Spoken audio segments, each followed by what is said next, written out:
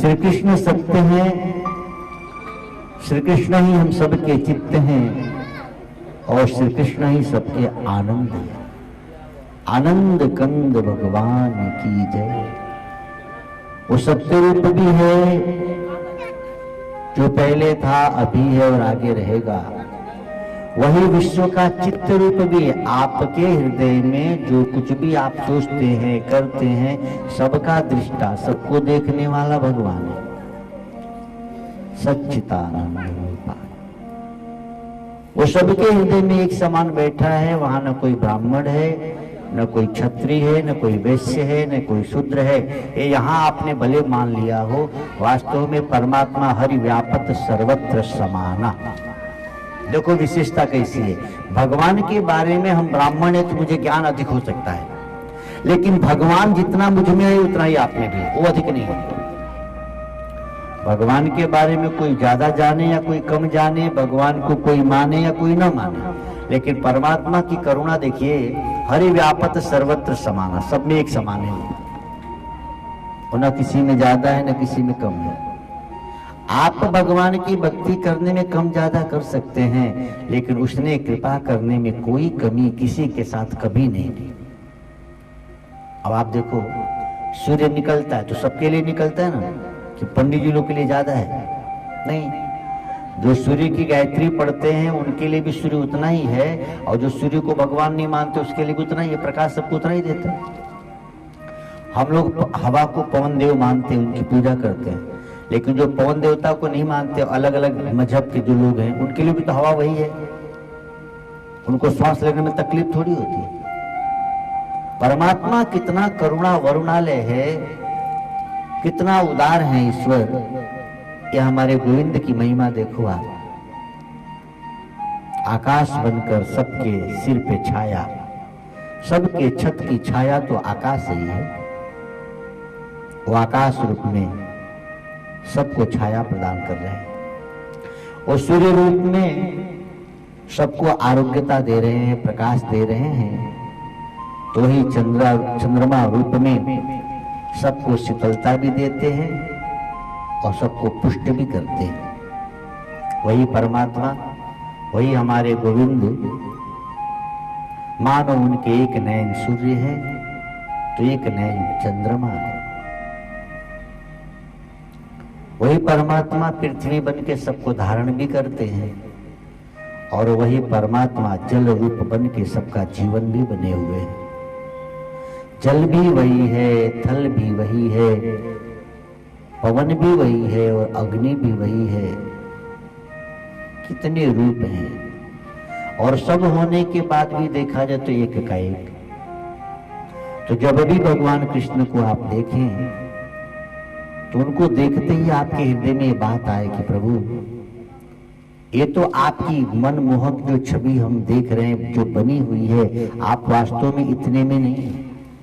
आप आकाश भी हैं, आप पृथ्वी भी हैं, आप जल भी हैं, आप पवन भी हैं, आप अग्नि भी हैं, आप ही सब कुछ हैं। आप सब में हैं तो मुझ में भी हैं। अच्छा जरा सोचें, भगवान सब में है ना, तो जब सब में है तो आप में भी तो है। तो जब आप में भगवान है तो बताओ भूत आएगा? भूत कब आएगा? जब आप इस बात को भूल जाते हो कि हम में भगवान भी है। जिस दिन आपकी मन बुद्धि में बात बैठ जाए ना कि भगवान सब में है तो मुझ में भी है, तो फिर आप भूत कहाँ प्रवेश करें?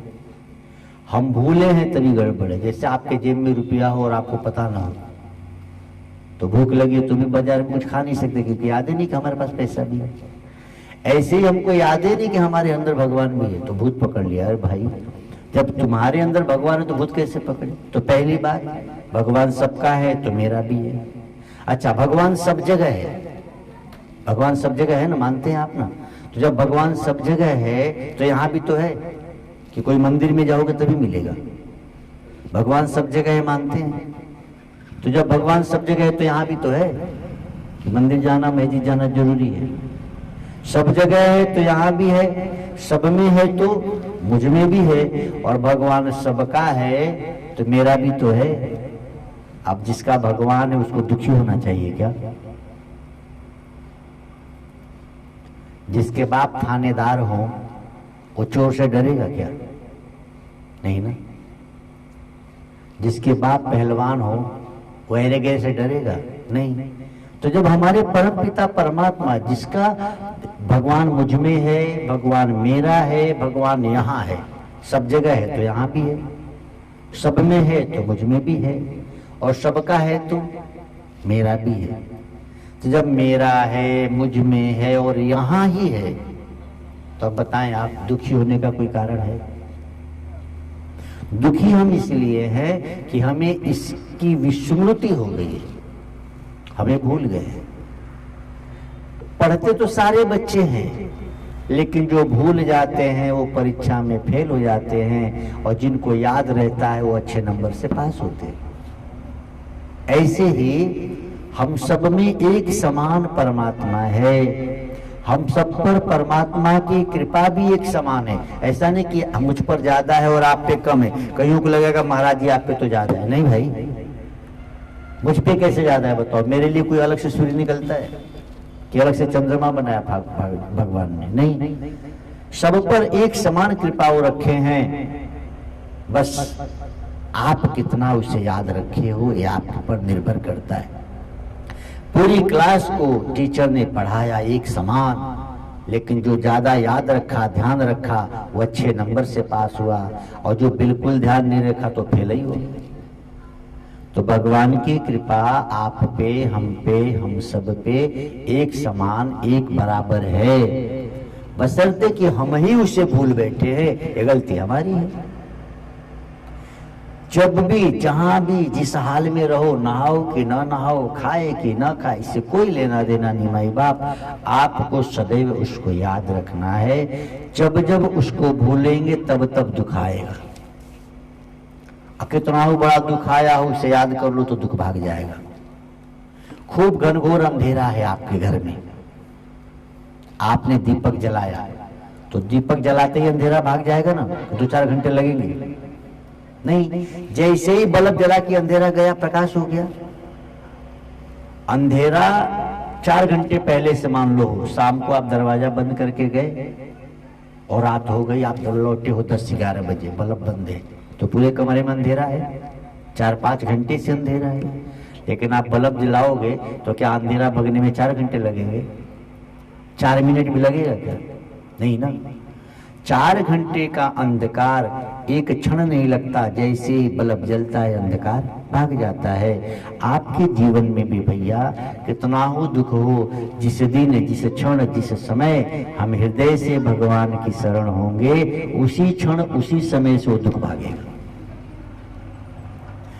गड़बड़ी यह है कि हमने बल्ब ही नहीं जलाया और हम रो रहे हैं कि हाय रे हमारे घर में तो अंधेरा है, सबके घर में उजाला है, अब मैं क्या करूं? भैया बल्ब जला लो।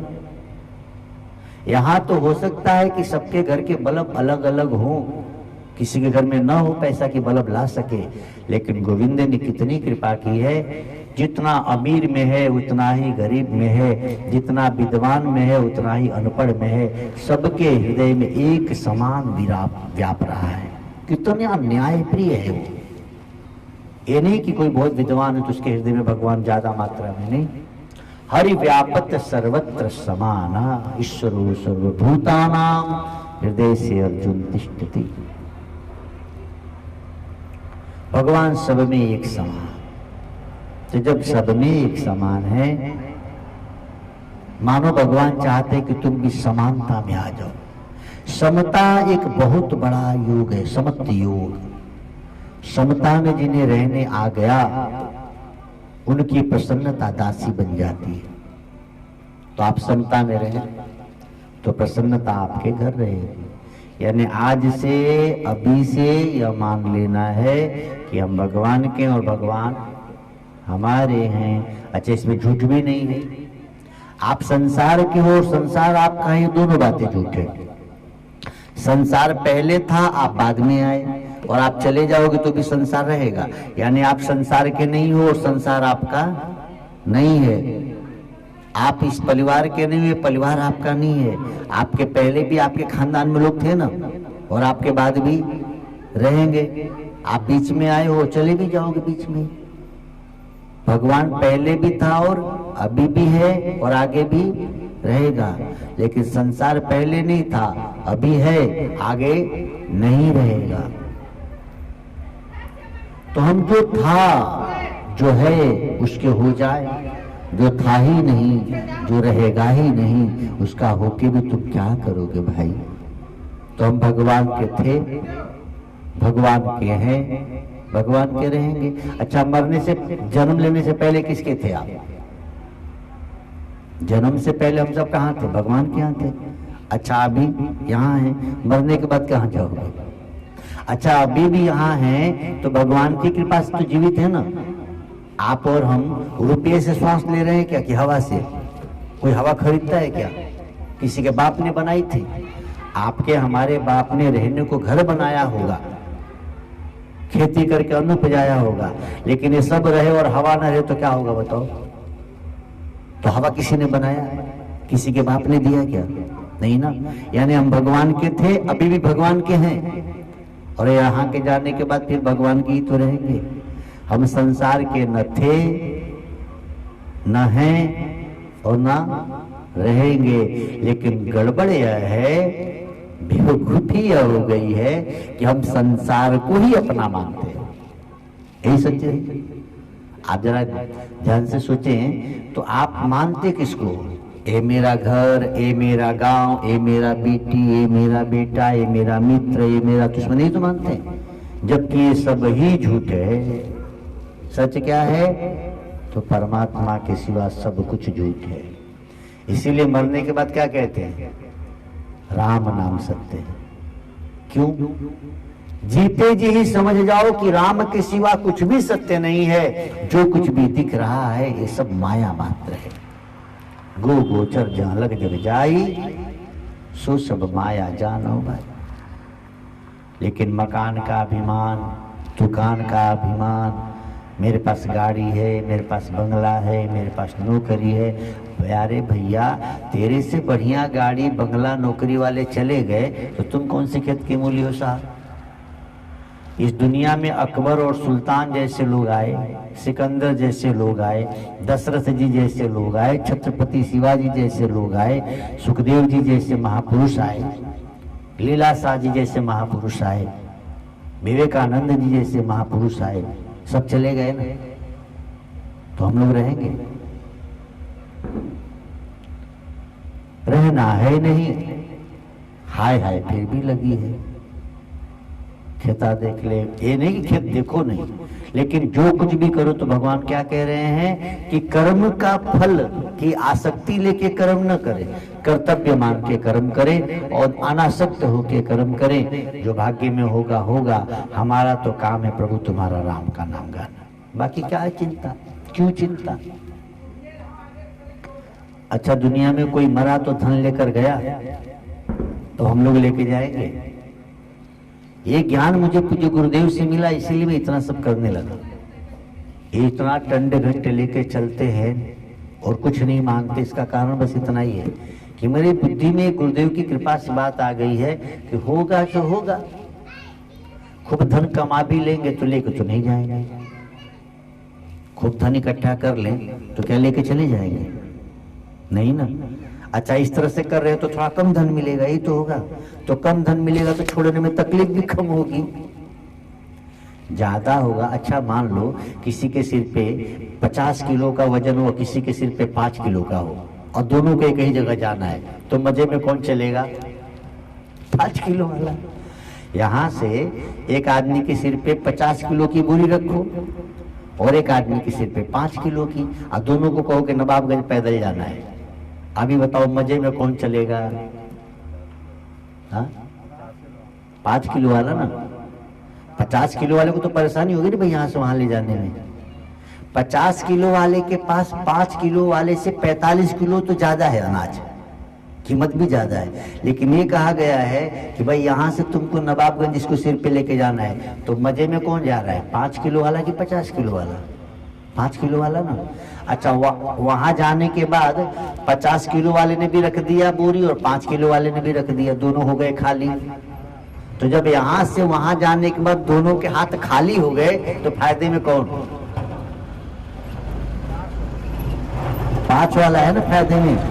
कम वजन लेकर गया, ये ज्यादा लेके गया तो भी उतना ही, और कम ले गया तो फायदे में कौन है भाई? वही है। क्या जरूरत है इतना मुसीबत लेने की भाई? हमारे कई मित्र कहते हैं कि वैसे क्यों कथा करते हो, पैसा वैसा लिया करो, हम लोग इतना करते हैं, इतना पाते हैं।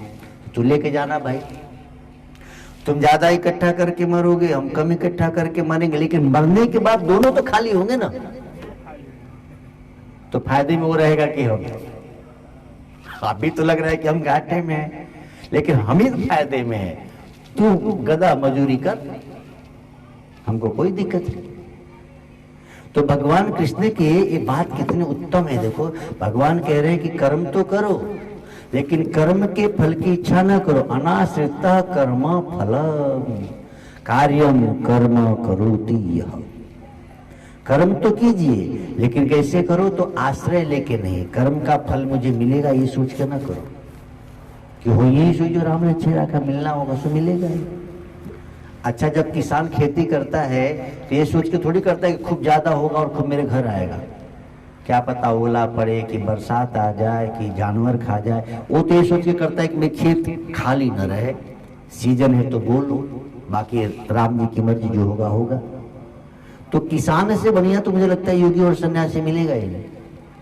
कितना त्यागी है किसान, घर का धन ले जाके खेतों में डाल आया, और उसके बाद ईश्वर के भरोसे भगवान की कृपा से होगा। तो जैसे किसान में तो फिर भी फल की इच्छा है, बस किसान खाली फल की इच्छा न करके और कार्य करे तो किसान सन्यासी भी है और योगी भी है। तो आपसे भगवान कृष्ण कहते हैं सन्यासी च योगी च। आप सन्यासी योगी दोनों कब होंगे? अग्नि का त्याग करके और कर्म का त्याग करके सन्यासी योगी नहीं बनना है, कर्म के फल का त्याग करके सन्यासी और योगी हो जाओ। तो आज के बाद, आज से, अभी से शुरू करो, हम भगवत शरण हो और जो कुछ भी आज से हो वो भगवान को अर्पण करो। तेरा तुझको अर्पण। बीज को ना जब धरती में डालते हैं तो वृक्ष बन जाता है, ऐसे ही भगवान के और महापुरुष गुरुओं के शरण जब हो जाते हैं तो यह जीव भी शिवत्व को प्राप्त कर लेता है। बहुत ऊंची बात है ये।